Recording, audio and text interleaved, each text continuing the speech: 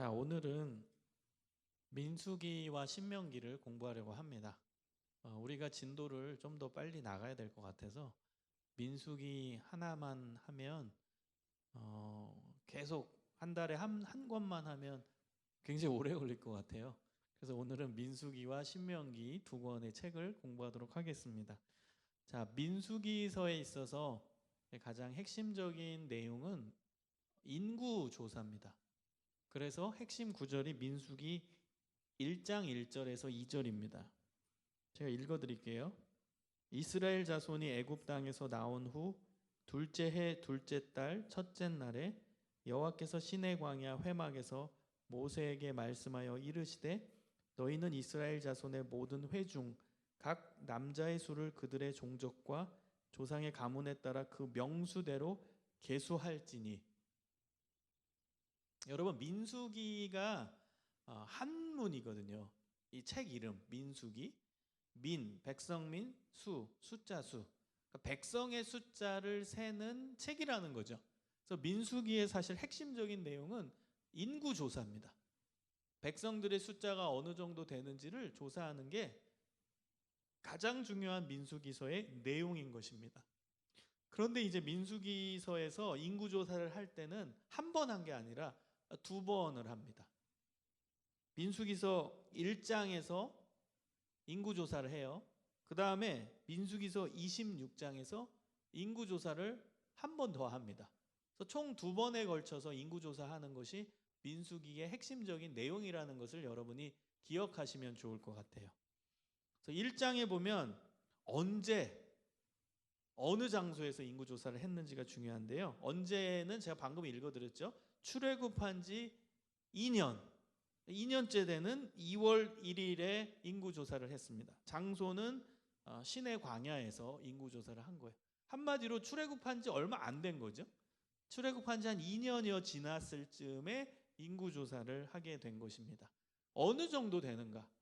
인구가 어느 정도 되는가? 출애굽한 인구수가 어느 정도 되는가? 이스라엘의 민족수가 어느 정도 되는지를 알 수 있는 정보를 제공해 주는 것이죠.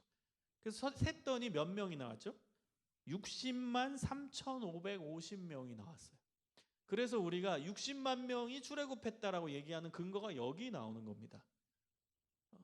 남자 성인을 계수했는데 이제 60만 명이 넘었죠. 60만 3,550명. 그리고 이제 뭐 여자와 아이까지 포함하면 학자들에 따르면 뭐 200만이 된다라고 얘기하는 분도 계시고요. 어떤 학자는 뭐 200만도 더 넘게 된다라고 얘기하는 학자도 있어요. 한마디로 굉장히 많은 숫자인 것이죠. 굉장히 많은 숫자가 이집트에서 나와서 이스라엘로 가고 있는 거예요. 출애굽해서 가나안 땅으로 가고 있는 그 여정에 서 있게 되는 것이죠. 그 다음에 민수기 26장에 보면은 2차 인구조사가 나옵니다. 두 번째 인구조사는 언제 했냐면 출애굽한 지 40년 됐을 때, 즉 이제 가나안 땅에 들어가기 전인 거죠. 바로 직전. 가나안 땅에 들어가기 전에 이스라엘 인구수는 어떻게 변동이 되었는지를 한 번 더 계수하게 됩니다. 그것이 2차 인구조사입니다. 어디서 했냐면 모압 지대, 모압이라는 지역에서 마지막 이제 요단강 건너서 가나안 땅에 들어가기 전에 인구조사를 한 겁니다. 그러니까 시점이 다른 거예요. 1차 인구조사는 출애굽한 지 2년여 됐을 때, 2차 인구조사는 가나안 땅에 들어가기 바로 전, 그러니까 출애굽한 지 한 40년 정도 지났을 때 그때 인구조사를 한 겁니다. 2차 인구조사는 민수기 26장에 나오는데요. 인구수가 어느 정도 되냐? 60만 1730명 정도 됩니다. 60만 1730명. PPT를 넘겨주세요. PPT. 그래서 60만 3,550명에서 60만 1730명으로 그렇게 약간의 이제 인구가 줄어들게 되는 것이죠. 근데 거의 변동이 없는 거죠. 60만 3,550명, 60만 1730명 요 정도 이제 변동이 되어 온 거예요. 여러분, 이게 바로 민수기서에서 가장 핵심적인 내용이죠. 자, 순서는 제가 요걸 먼저 했는데 앞부분으로 넘어가 주세요. 앞부분으로 첫 장면으로. 그래서 민수기란 제가 읽어 드릴게요. 이집트에서 나온 이스라엘 백성들의 인구 숫자가 얼마인지 하나님께서 약속하신 가나안 땅에 들어가기 전에 두 번에 걸쳐 조사하는 내용이다. 민수기 하면 여러분 기억하세요? 백성의 숫자를 세는 책. 그게 민수기입니다. 그리고 이제 민수기서에서 인구조사 외에 또 중요한 내용이 뭐냐면 광야에서 이스라엘 백성들이 어떻게 살았죠? 광야는 이 사막과 같은 곳이죠. 그래서 집을 짓고 살지 않았다라는 건 여러분이 알고 계실 거예요. 그 다음에 광야에서 이동을 하거든요. 계속 이동을 해야 되기 때문에 그들이 만드는 집은 뭐 우리처럼 뭐 벽돌을 쌓거나 뭐 시멘트를 통해서 거주하는 집을 만든 게 아니라 이동식 텐트를 만든 것이죠. 이동식 텐트. 그래서 그걸 진이라고 표현하죠. 광야 이제 진을 친다라고 표현을 하는 것인데요. 그래서 텐트를 치고 장막이라고 표현되기도 하는데요. 성경에는 그 텐트를 치고 살았어요. 그런데 여러분 방금 전에 60만 명이 넘는 사람들이 텐트를 쳐야 된다면 그냥 넌 아무렇게나 쳐라 그러면 얼마나 그게 혼란하겠습니까? 우리가 캠프를 한 100명만 간다고 가정해 보세요. 그리고 나서 여기서 텐트 치고 오늘 잔다라고 했을 때 얼마나 우왕좌왕하겠어요. 100명만 가도 텐트를 어디서 쳐야 돼? 야, 너가 이 옆집에다가 우리 텐트 쳐야 되냐? 아니 우리 텐트는 어디에 위치해야 되냐? 이거 가지고 굉장히 혼란할 거예요. 100명만 모아놔도. 그런데 60만 명이 넘는 사람들, 남자만 그 사람들이 텐트를 친다고 했을 때 얼마나 혼란하고 얼마나 힘들겠습니까? 그래서 하나님께서 법칙을 알려주신 거예요. 텐트 치는 그 위치가 어떻게 돼야 되고 텐트들도 그냥 뭐 자기 마음대로 치면 안 되고 배정을 해줬습니다. 그 자리들을. 그 내용이 나오는 곳이 민수기서입니다. 그 다음에 이제 텐트를 싸고 이동해야 되잖아요. 하나님께서 이제 구름 기둥을 통해서 사인을 주시거든요. 구름 기둥이 이동하면은 지금 우리가 쳤던 텐트를 다시 접고 이동해야 되는구나라는 걸 깨달았어요. 그럼 구름 기둥이 이동한다 했을 때 그럼 이제 사인이 주어지겠죠. 자 이제 텐트 싸라. 텐트 싸고 우리 이제 이동한다 했을 때 또 우왕좌왕 야 우리가 먼저 짐 싸고선 갈 거야. 야 우리가 먼저 텐트 쌌으니까 우리가 먼저 앞장설 거야. 그럼 얼마나 또 혼란하겠어요. 그래서 민수기서에서는 이동 순서까지 정해 주십니다. 그 내용이 나와요. 텐트를 싸고 그 다음에 이제 이동할 때 어떤 순서로 또 이동해야 하는지에 대한 매뉴얼을 설명한 책이 바로 민수기서입니다. 아셨죠? 이게 민수기서의 핵심적인 내용이에요. 첫 번째 뭐라고요? 인구조사. 두 번째는 광야에서 이스라엘 백성들이 텐트 치고 살아야 되는데 그 텐트의 진을 어떻게 칠지에 대한 그런 가이드라인. 그다음 세 번째는 이제 구름 기둥이 떠올라서 이동할 때 우리가 이동해야 되거든. 텐트 싸고. 근데 그 순서는 어떻게 되어야 하는지에 대한 매뉴얼. 요 내용이 담긴 책이 민수기서입니다. 그걸 여러분이 꼭 기억을 해주셨으면 좋겠어요. 자 넘겨주세요. 그래서 이제 1장의 1차 인구조사. 근데 여러분 눈여겨봐야 될 것은 이 첫 번째 출애굽한 지 한 2년여 됐을 때 인구조사한 것은 출애굽 1세대의 숫자겠죠. 출애굽 1세대. 이제 부모라고 표현하면 부모 세대인 거예요. 부모 세대 출애굽한 사람들이 어느 정도 되는지를 계산을 한 거고요. 그 다음에 이제 2세대 숫자는 26장에 나오는 거죠. 40년 정도 지났을 때 이제 가나안 땅에 들어가기 전에 이제 가나안 땅에 들어가야 되는 사람의 숫자가 어느 정도 되는지를 측정해 본 거거든요. 그래서 26장의 인구조사는 아들, 딸 세대, 그 세대가 어느 정도 되는지를 조사한 것입니다. 여러분 우리 지난주에 그 민수기 13장의 내용을 봤잖아요. 12명의 정탐꾼을 보내고 10명은 불평하고 2명 여호수아와 갈렙은 믿음의 보고를 한 거 여러분 기억나시죠? 그때 벌로써 정탐한 하루를 1년으로 계산해서 40일 정탐했으니까 40년 동안 광야에 있게 된다고 했고요.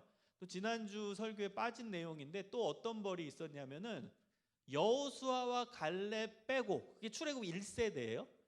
출애굽 1세대 중에 여호수아와 갈렙 그 믿음의 보고를 한 2명 빼고는 부모 세대 1세대 중에서는 가나안 땅에 들어갈 수 있는 사람이 아무도 없었어요. 그게 벌이었어요. 즉 출애굽 2세대들만 가나안 땅에 들어간 거예요. 1세대 중에서 누구만 들어갔다? 여호수아와 갈렙만이 들어갔고요. 그래서 여러분 민수기서 26장의 2차 인구조사는 가나안 땅에 들어가는 출애굽 2세대가 몇 명쯤 되는지에 대한 인구조사의 내용이라는 거예요. 그걸 기억하셨으면 좋겠어요. 그리고 성경을 이제 민수기서를 이제 구조적으로 보면 민수기 1장부터 20장까지는 출애굽 1세대 이야기가 주로 언급되는 내용이고요. 그 다음에 민수기 21장부터 민수기 36장까지는 출애굽 2세대들이 이제 어떤 일이 일어났는지에 대한 출애굽 2세대들의 이야기들이 주로 담겨져 있습니다. 그래서 여러분 이런 구조를 가지고 민수기서를 한번 통독해 보시면 굉장히 재미있게 또 읽으실 수 있습니다. 넘겨주세요. 자, 그래서 이 부분은 제가 맨 처음에 설명을 드렸고요. 그래서 요 언제 했는지, 장소는 어디에서 했는지, 그 다음에 인구수는 어느 정도 되는지는 정보로 여러분이 보시고 또 중요한 부분은 좀 기억을 하시면 좋을 것 같습니다. 자, 넘겨주세요. 자, 그리고 제가 말씀드렸죠. 민수기서에서 중요한 두 번째 내용은 이제 진 배치, 텐트를 어떻게 배치하냐, 그리고 어떻게 이제 이동하냐, 요 순서가 이제 담겨져 있는 책이 바로 민수기서라고 말씀을 드렸습니다. 그 가장 중앙에 뭐가 있죠? 회막이 있죠. 이게 성막이에요. 성막. 이 성막 안에 들어가면 여러분 알다시피 성소와 지성소로 나누고 그 성막이에요. 하나님이 계신 공간, 그렇죠? 그 다음에 이제 하나님께 예배 드리는, 제사 드리는 공간, 이게 회막이에요. 그 다음에 회막 주변에 보면은 하나님의 성전에서, 이때는 뭐 성전이라는 개념이라기보다는 이제 성막이죠. 회막인데 성전도 이동식인 거예요. 성전도 여러분 이동해야 되잖아요. 지금 광야 생활이니까 정착하지 않았으니까. 그래서 성전조차도 이동식 텐트였거든요. 그래서 그 이동식 텐트, 성전, 이동식 성전의 주변에는 그 성전을 위해서 봉사할 사람들이 진을 치고 살았어요. 그래서 무라리, 게르손, 고핫, 무라리, 게르손, 고핫, 요 이제 자손들이 여기에 텐트를 치고 그 가족들이 살았습니다.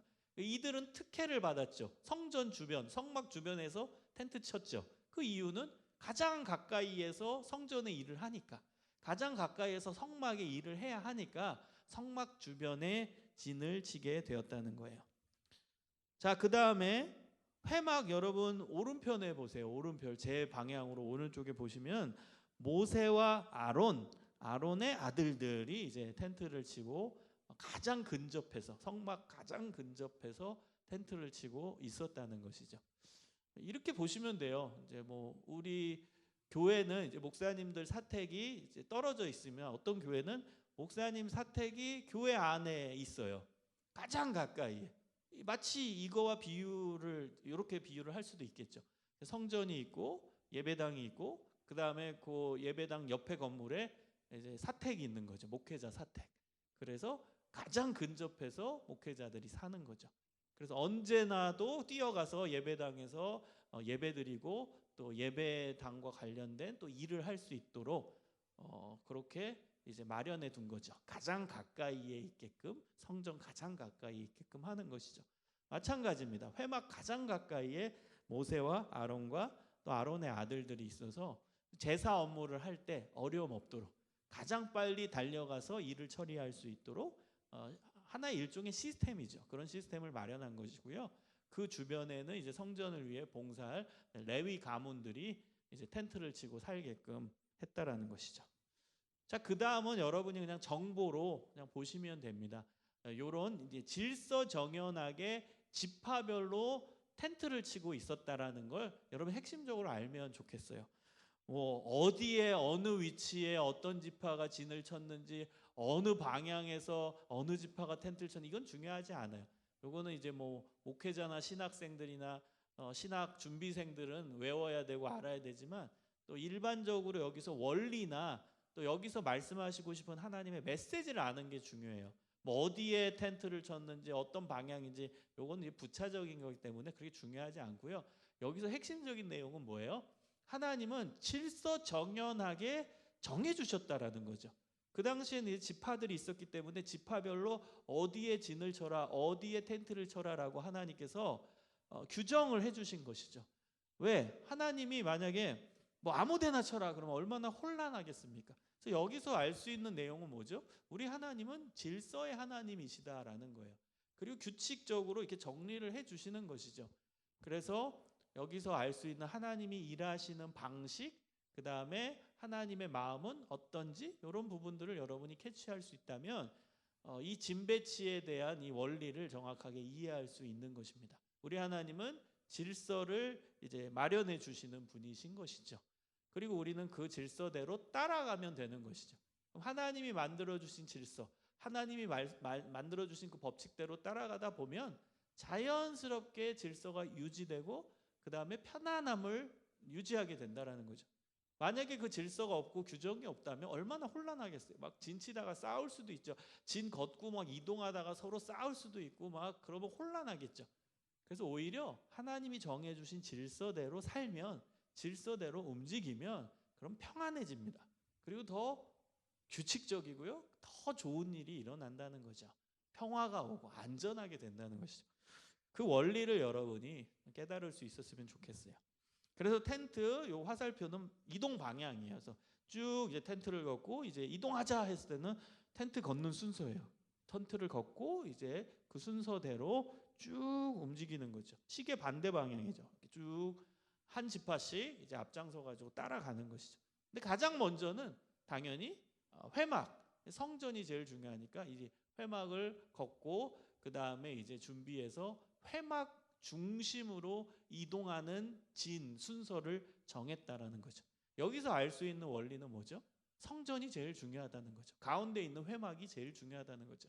그래서 진 배치나 진 움직이는 이 순서들도 이 회막 중심이에요. 성전 중심입니다. 성전이 제일 잘 보호받을 수 있도록, 이 회막이, 성막이 가장 잘 보호받을 수 있도록 그렇게 진 배치, 그 다음에 진 움직이는 순서까지 정했다는 거예요. 그래서 여러분이 여기서 알 수 있는 원리 뭐라고요? 성전이 제일 중요하다. 성전 중심의 신앙, 이것이 우리에게 또 적용해야 될 부분이라는 것입니다. 자, 넘겨주세요. 자, 넘겨주시면 우리가 민수기서를 보면서 가장 잘 아는 내용이면서 중요한 내용이 지난주 본문이었죠. 지난주에 설교 중에 나왔던 본문인 민수기서 13장 14장입니다. 12지파 대표를 뽑아서 이제 가나안 땅에 40일간 정탐하게 하고, 그다음 10명은 이제 팩트 보고를 하고, 그런데 좀 부정적인 건 사실이죠.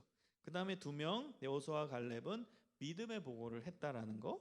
그래서 하나님의 법은 정탐한 날 수의 40일의 하루를 1년으로 계산해서 총 40년간 광야에서 있게 되는 법을 하나님 만드신 거죠. 벌을 내리신 거예요.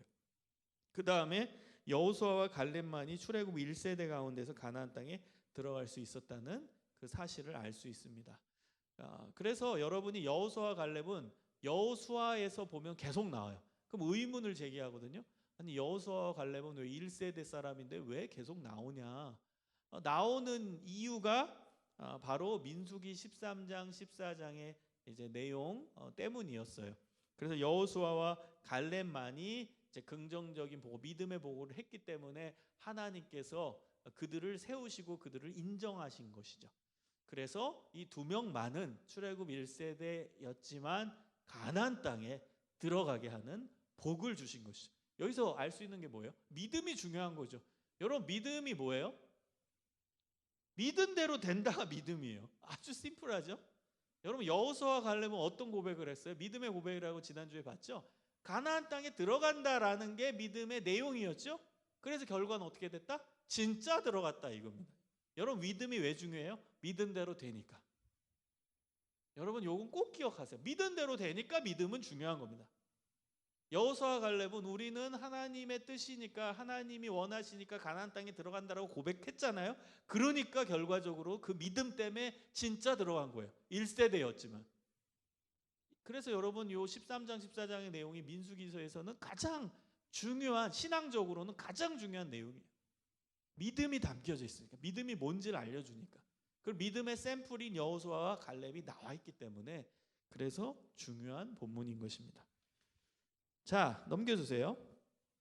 그래서 여러분, 민수기서를 이제 정리하면서 한번 묵상 한 3가지를 나누려고 합니다. 묵상 첫 번째는 출애굽 1세대는 하나님께 불순종하고 하나님의 약속을 믿지 못했기 때문에 광야에서 죽고 가나안 땅에서 들어가지 못했음을 기억하는 우리가 됐으면 좋겠어요.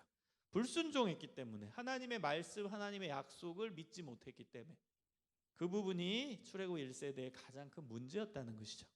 두 번째, 여호수아와 갈렙은 하나님의 약속을 신뢰하고 긍정적인 견해를 가지고 있었기 때문에 이 믿음의 고백이라는 거예요. 그래서 출애굽 1세대 중에서 택함 받고 가나안 땅에 들어갔음을 기억해야 됩니다. 내 삶의 자세, 믿음의 고백으로 사는지 어떤지 한번 돌아보는 시간이 됐으면 좋겠습니다. 자, 세 번째, 하나님께서는 이스라엘 백성들에게 진배치 이동 순서를 가르쳐 주십니다. 즉 하나님은 질서의 하나님이심을 기억해야 됩니다. 질서 있고 또 이렇게 규정이 있는, 또 내 삶에 규칙이 있는 삶을 살기 위해서는 어떻게 해야 하는지 우리 자신을 돌아봤으면 좋겠습니다. 알겠죠? 여기까지가 이제 민수기입니다. 여러분, 민수기는 간단해요. 민수기는 가장 핵심적인 게 뭐라고요? 인구조사, 그 다음 진배치, 그 다음 이동, 이 내용이 가장 핵심적인 내용이라는 걸 꼭 기억하세요. 자, 다음으로 넘어갑니다. 다음은 이제 신명기서입니다. 여러분, 신명기. 자, 신명기서는 이것도 한자죠.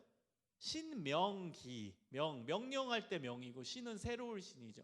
그러니까 새로운 명령이에요. 그러니까 신명기서는 이렇게 보시면 돼요. 모세의 설교다. 모세의 설교. 그러니까 모세가 가나안 땅에 못 들어가거든요. 우리 민수기서에서 여호수아와 갈렙만이 출애굽 1세대 중에 가나안 땅에 들어가고요. 거기에는 모세가 빠져요. 모세가 못 들어가요. 그래서 모세가 마지막으로 이스라엘 백성들을 두고 설교한 거예요. 고별 설교인 거죠, 한마디로. 본인은 이제 가나안 땅에 들어가지 못했기 때문에 마지막으로 고별 설교하면서 과거에 우리가 출애굽해서 어떤 일이 있었는지에 대한 설교를 딱 하는 거예요. 과거 회상. 그 다음에 이제 현재 어떤 일이 일어나고 있는지에 대한 현재 이야기들을 또 설교 가운데 해요. 그 다음 이제 너네들이 가나안 땅에 들어가게 되면 어떻게 살아야 하는지에 대한 미래의 내용이 나옵니다. 어떻게 너네들이 이제 가나안 땅에 들어가서 살아야 하는지 하나님의 규칙, 하나님의 말씀, 하나님의 명령을 설교합니다. 그래서 그 명령에 대한 내용이 나오기 때문에 신명기인 거예요. 가나안 땅에 들어가서 우리가 지켜야 되는 새로운 계명이 뭐냐? 신명. 그게 뭐냐? 그 내용이 담겨 있는 책이 바로 신명기서라는 거예요. 그래서 신명기서의 개요를 보시면 이스라엘 백성들이 요단강 동쪽 모압 평지에 머물고 있을 때 모세가 이스라엘 백성들에게 출애굽의 역사와 출애굽이 일어났던 사건들을 이야기해주고, 즉 과거를 회상하면서 얘기해주는 거예요. 그 다음에 현재도 얘기해주고, 그 다음 이제 더 중요한 건 앞으로 미래 가나안 땅에 들어갔을 때는 어떻게 해야 하는지를 설명해주는 모세의 마지막 설교이다. 여러분, 깔끔하게 정리됐죠? 모세의 마지막 설교가 신명기입니다. 자, 넘겨주세요. 자, 그래서 여러분 한번 제가 팁이라고 써놨는데요. 성경을 읽을 때, 신명기서를 읽을 때 팁은 뭐냐? 출애굽기, 레위기, 민수기를 지났을 때 사건이 반복되어 나옵니다. 당연한 거겠죠? 여러분, 출애굽기, 레위기, 민수기는 다 지나간 과거예요. 신명기서의 관점에서 봤을 때. 말했잖아요. 모세가 마지막으로 이스라엘 백성들을 모아두고 가나안 땅에 들어가기 전에 고별 설교를 한 거기 때문에 사실 출애굽기, 레위기, 민수기서에 나온 내용들은 신명기의 시간적 관점으로 봤을 때는 과거겠죠. 과거에 일어났던 일이겠죠. 그래서 출애굽기, 레위기, 민수기를 지났을 때 사건이 반복돼서 나오는 거예요. 그 반복돼서 나오는 사건은 지금 고별 설교하는 이 시점에 일어나고 있는 일이 아니고 과거에 일어났던 일을 회상하면서 얘기하는 거예요. 그래서 이 내용을 모르고 신명기서를 보면 이거 레위기서에 나온 내용인데 이거 민수기에서 봤었던 내용이 또 나오네?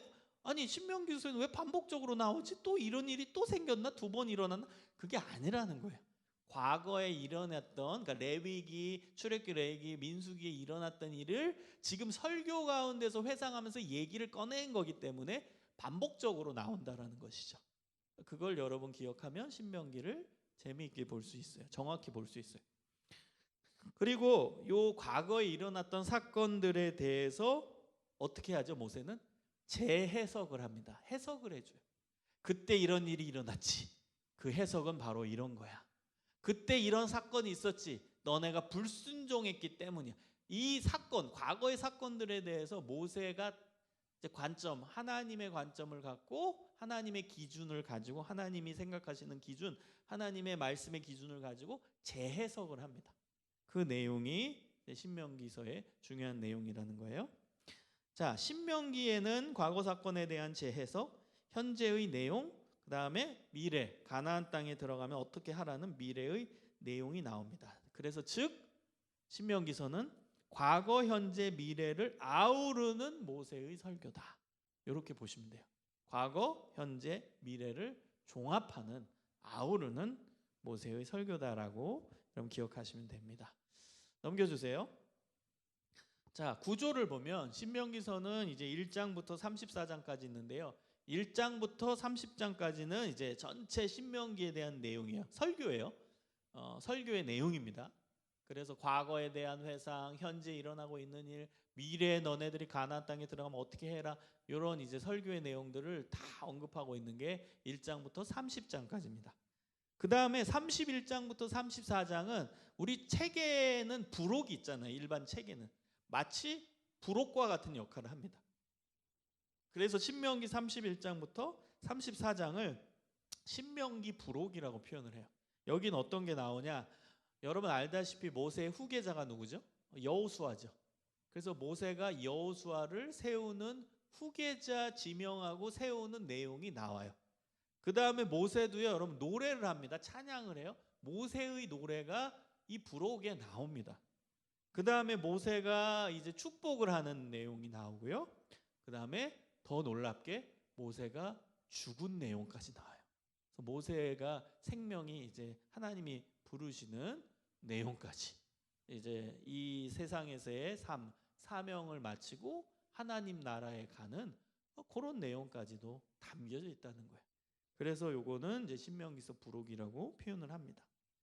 자, 넘겨주세요. 그래서 여러분 우리의 관점, 제일 중요한 책은 뭐예요? 신명기서 1장부터 30장까지죠. 31장부터 34장 부록이라고 표현했으니까 1장부터 30장이 실제적인 이제 신명기의 내용인 거예요. 제가 신명기서는 과거, 현재, 미래가 다 있다고 했죠. 과거의 해석, 또 현재 일어나는 일, 또 미래에 어떻게 해야 되는지 다 나온다고 했죠. 그래서 그것을 이제 또 구조적으로 나누면 과거의 내용은 이제 1장부터 4장에 주로 나오고요. 그 다음에 현재는 이제 5장부터 26장까지 이런 내용들이 또 여러 가지가 나오고요. 또 미래의 내용은 27장부터 30장까지 내용이 나온다는 걸 여러분이 시간적 구분으로 한번 보시면은 좋을 것 같습니다. 자, 그 다음에 이제 신명기서를 이제 다각도로 한번 보는 거예요. 넘겨주시면은 신명기서를 이제 어떤 관점으로 봤냐? 말씀과 사건으로 한번 구분해 본 거예요. 이 구조는 이렇게도 볼 수 있다는 거예요. 신명기서를. 그래서 말씀은 레위기서 1장부터 27장의 내용이 신명기서에 나와요. 제가 아까 설명한 내용이에요. 설교 가운데 과거의 내용들을 설명한다고 했죠. 그 다음 민수기 1장부터 1장 10절부터 10장까지의 이 말씀이 내용이 나와요. 출애굽기 20장부터 23장 33절까지 십계명과 십계명 뒤에 이제 여러 가지 우리가 살아가면서 필요한 법들이 나오거든요. 율법들이. 그 내용들에 대한 말씀이 신명기서에서 재해석돼서 나온다는 거예요. 그 다음에 사건에 대한 내용도 나와요.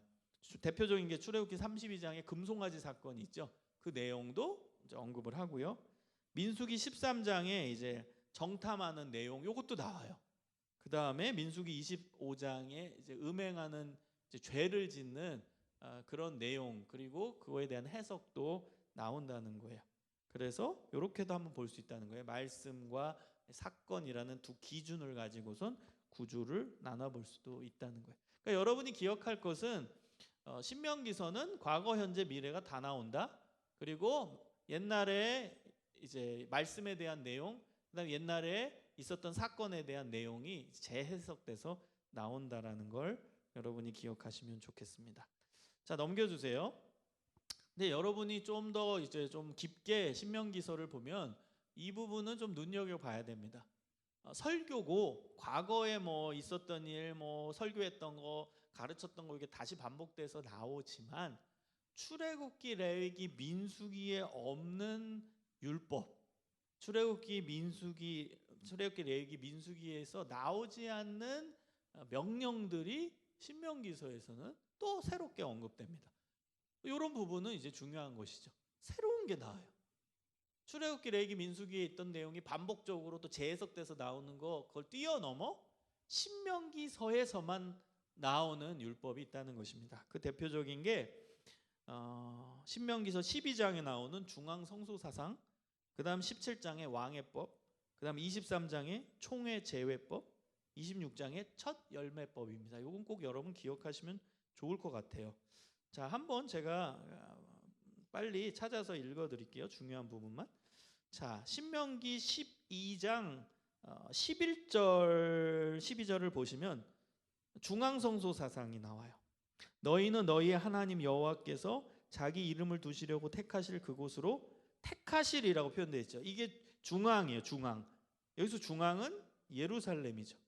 택하실 그곳으로 내가 명령하는 것을 모두 가지고 갈지니 곧 너희의 번제와 너희의 희생과 너희의 11조와 너희 손의 거제와 너희가 여호와께서 원하시는 모든 아름다운 서원물을 가져가고 너희와 너희의 자녀와 노비와 함께 너희의 하나님 여호와 앞에서 즐거워할 것이요 내 성중에 있는 레위인과도 그리할지니 레위인은 너희 중에 분깃이나 기업이 없음이니라. 그러니까 중앙으로 다 가라는 거예요. 가서 제사 드리고 하나님께 예물 드리라는 거예요. 중앙이 어디예요? 예루살렘이에요. 예루살렘. 중앙 성소 사상. 그래서 예루살렘에 성전이 있었던 거예요. 그래서 무조건 예배 드리려면, 무조건 제사 드리려면 어디로 가야 돼요? 예루살렘으로 가야 된다. 그게 중앙 성소 사상입니다. 여러분 지금 신약 시대, 우리 시대 같은 경우는 교회가 뭐 서소문 교회도 있고 뭐 세문안 교회도 있고 소망 교회도 있고 막 너무 많잖아요. 곳곳에 다 있잖아요. 그런데요, 구약 시대에는 예루살렘에만 성전이 있었어요. 이 중앙 성소 사상 때문에 그렇습니다. 이게 신명기법이에요. 신명기서에서만 나오는. 자, 두 번째 왕해법입니다. 여러분 신명기서의 이제 시간적 시점에서는 왕이 없었죠. 그때는 이제 모세, 그다음 모세 이후에 이제 후계자 여호수아로 연결되고, 그다음 왕이 계속 없었죠. 지파 시대, 사사 시대, 그다음에 이제 사무엘 이후에 사울 왕이 세워지잖아요. 한참 뒤에 일어날 일이에요. 그러니까 나중에 일어날 일에 대해서 율법을 만들어 주신 것이죠. 그래서 왕해법, 이게 신명기 17장에 보면은 중요한 부분만 읽어드릴게요. 17장 15절에서 17절을 보면 반드시 내 하나님 여호와께서 택하신 자를 내 위에 왕으로 세울 것이며 내 위에 왕을 세우려면 내 형제 중에서 한 사람을 할 것이요 내 형제 아닌 타국인을 내 위에 세우지 말 것이며 그는 병마를 많이 두지 말 것이요 병마를 많이 얻으려고 그 백성을 애굽으로 돌아가게 하지 말 것이니 이는 여호와께서 너희에게 이르시기를 너희가 이후에는 그 길로 다시 돌아가지 말 것을 하셨습니다. 그에게 아내를 많이 두어 그의 마음이 미혹되게 하지 말 것이며 자기를 위하여 은금을 많이 쌓지 말 것이니라. 왕이 하지 말아야 될 거에 대해서 명령하시는 법인 거죠. 그러니까 나중에 왕이 세워졌을 때 왕은 하지 말아야 된다. 뭘 하지 말래요? 병마를 많이 둘지 말라. 고대 전쟁에서는 이 병마, 이 말 아시죠? 말 타는 그 병마가 굉장히 중요한 이제 군사적 도구였잖아요. 그걸 많이 두지 말래요. 그 다음에 아내를 많이 두지 말라. 그 다음에 은금을 많이 쌓지 말라. 이 세 가지를 왕이 하지 말아야 될 것으로 하나님께서 명령하셨어요. 하나님만 의지하라는 거죠. 하나님만. 하나님이 이스라엘의 주인이시기 때문에 하나님의 역사하심을 기대하고 그분만 인정하라는 거예요. 왕이 돼도 그 사람은 뭐 내가 이제는 이 나라를 다스리는 왕이니라 내 말을 다 들어라 이게 아니라 이 왕 위에 누가 계세요? 하나님이 계시다는 걸 잊지 말라는 거예요. 하나님이 진정한 이스라엘의 왕이시다. 이 부분을 강조한 겁니다. 그래서 겸손하게 이제 하나님께서 세워주시는 그 왕은 겸손하게 하나님만 보고 자랑하지 말고 교만하지 말고 하나님만 의지하고 정치하라는 것입니다. 그게 왕의 법이에요. 자, 그 다음에 23장에 보면 총회제회법. 그러니까 예루살렘이 이제 중앙성소 사상을 얘기했죠. 거기 들어가서 예배를 드리고 제사를 드리는데 거기에 참여하지 못하는 대상은 어떤 대상인가? 그 부분을 언급한 법이 총회제외법입니다. 그 다음에 이제 26장에 가면 첫 열매법이라고 신명기서에서만 나오는 율법이 나옵니다. 첫 열매를 하나님께 드리라는 겁니다.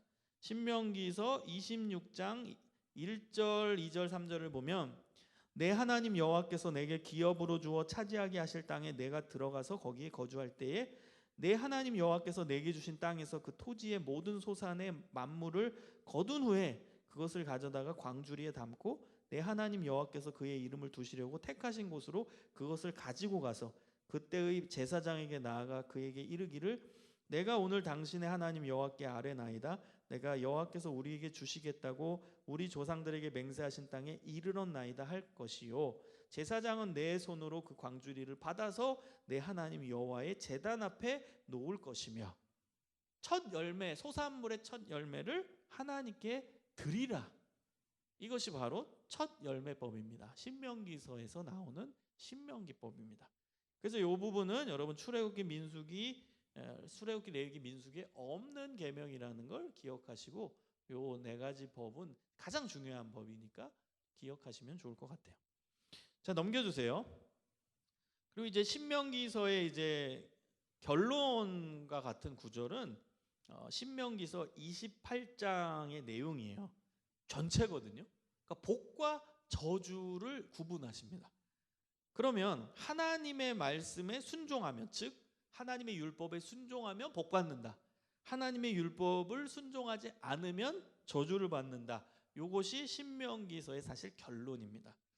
한 구절만 읽어보면 신명기서 이제 28장 1절을 보면 내가 내 하나님 여호와의 말씀을 삼가 듣고 내가 오늘 내게 명령하는 그의 모든 명령을 지켜 행하면 내 하나님 여호와께서 너를 세계 모든 민족 위에 뛰어나게 하실 것이라. 내가 내 하나님 여호와의 말씀을 청종하면 이 모든 복이 내게 임하며 내게 이르리니. 그 다음은 복이에요. 내가 성읍에서도 복받고 들에서도 복받고 모두 복받고 들어와도 복받고 나가도 복받고 복. 전제는 뭐예요? 하나님의 말씀을 지키면. 그런데 반대로 지키지 않으면 어떻게 돼요? 지키지 않으면 이제 저주를 받게 된다는 것입니다. 그래서 신명기 28장 58절을 보면 내가 만일 이 책에 기록한 이 율법의 모든 말씀을 지켜 행하지 아니하고 내 하나님 여호와라 하는 영화롭고 두려운 이름을 경외하지 아니하면 그 뒤는 저주야. 저주를 내릴 것이다. 재앙을 내릴 것이다. 저주를 내릴 것이다. 재앙을 내릴 것이다. 알겠죠? 그래서 이게 신명기서의 결론입니다. 하나님의 율법에 순종하면 복받고 하나님의 율법에 순종하지 못하면 저주를 받게 된다. 이것이 신명기서의 핵심적인 내용이자 결론입니다. 다시 말하면 모세의 설교의 결론이죠. 저도 설교할 때 종합할 때 있잖아요. 요약할 때 있잖아요. 정리할 때 마지막 부분 마찬가지예요. 모세도 설교 다 하고 나서 결론적으로 설교를 정리하는 거죠. 하나님의 율법에 순종해라. 그럼 복 받는다. 너네 민족, 우리 민족, 이스라엘 민족이 뛰어나게 될 것이다. 그런데 율법을 어기고 불순종하면 저주를 받게 될 것이다. 그게 신명기서 이 모세의 설교의 결론입니다. 넘겨주세요. 자, 이제 묵상을 해봅시다. 첫 번째는 지금까지 하나님께서 이끄신 나의 삶을 돌이켜봅니다. 그리고 나의 삶을 인도하신 하나님의 은혜를 생각하고 감사합시다. 두 번째, 이스라엘 백성들의 광야 40년 기간은 가나안 땅에서 어떻게 살아야 하는지에 대해 하나님께서 가르치신 기간이었어요. 광야 40년 동안에 이스라엘 사람들은 훈련받은 겁니다. 가나안 땅에 들어가서 어떻게 살아야 하는지, 어떻게 하나님의 말씀대로 살아야 하는지에 대해 훈련받는 기간이었던 거예요. 자, 내 인생에도 광야와 같은 고난의 시기가 있습니다. 그때마다 고난을 축복이라 생각하고 고난 속에서 하나님께서 가르치신 뜻을 찾아봅시다. 고난은 의미가 있어요. 하나님의 훈련의 기간입니다. 넘겨주세요. 모세의 역할은 출애굽이었습니다. 그는 가나안 땅에 들어가지는 못했습니다. 사람마다 자신의 역할과 한계가 있는 것입니다.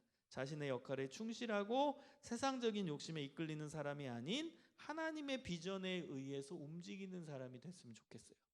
가나안 땅으로 인도하는 것은 여호수아의 역할이었고 사명이었고요. 모세는 출애굽해서 가나안 땅에 들어가기 직전까지 이스라엘 백성들을 이끄는 게 모세의 사명이자 역할이었던 거예요. 그래서 우리는 하나님이 정해주신 사명대로 사는 사람인 걸 기억했으면 좋겠어요. 자, 그다음 마지막입니다. 신명기서의 핵심은 하나님께 순종하면 복 받고 하나님께 불순종하면 저주를 받는다는 것입니다. 여기서 말하는 복은 실제 우리의 모든 삶에 관여되는 복입니다. 뭐 물질적인 복뿐만 아니라 뭐 영적인 복, 정신적인 복 다 포함이에요. 또 물질적인 복만 또 언급하면 우린 그거 너무 좋아하잖아요. 그 부분은. 근데 그것만이 아닙니다. 하나님이 주시는 풍요로움은요, 물질적인 부분 뛰어넘는 정신적인, 영적인 복 다 포괄입니다. 우리 하나님은 우리에게 종합적인 복을 주시기를 원하시는 분이시는 거예요. 때마다 하나님이 공급해 주시고, 때마다 정신적으로 채워주시고, 영적으로 채워주시고, 또 우리의 필요를 채워주시는, 종합적으로 우리에게 복을 주시는 분이십니다. 자, 그 복을 받아 누리기 위해서 하나님의 뜻에 순종하는 삶을 살고 하나님의 나라와 의를 먼저 추구하는 삶을 살아가야 됩니다. 예수님께서 마태복음 6장 33절에서 말씀하십니다. 너희는 먼저 그의 나라와 그의 의를 구하라. 그리하면 이 모든 것을 너희에게 더하시리라. 이 말씀을 붙잡고 하나님의 말씀대로, 하나님의 뜻대로 먼저 살아가는 거예요. 하나님의 뜻을 붙잡고 살아가는 것입니다. 하나님을 내 인생의 최우선으로 알고 그분을 모시고 그분을 사랑하고 그분을 경외하며 살아가는 것입니다. 하나님 중심의 삶이 우리 삶에 가장 필요합니다. 하나님의 말씀대로 살아가는 삶이 우리에게 필요합니다. 하나님을 사랑하면 하나님을 경외하고 하나님을 사랑하면 하나님이 말씀하신 말씀을 지키며 살아가는 게 그게 행복이라는 걸 느끼게 됩니다. 여러분 신명기서를 공부하시면서 하나님의 말씀을 지키는 것이 얼마나 값지고 귀하고 행복한 일인지를 깨달으셨으면 좋겠습니다. 여러분 민수기서와 신명기서 꼭 통독하세요. 배웠으면 쭉 읽으셔야 됩니다.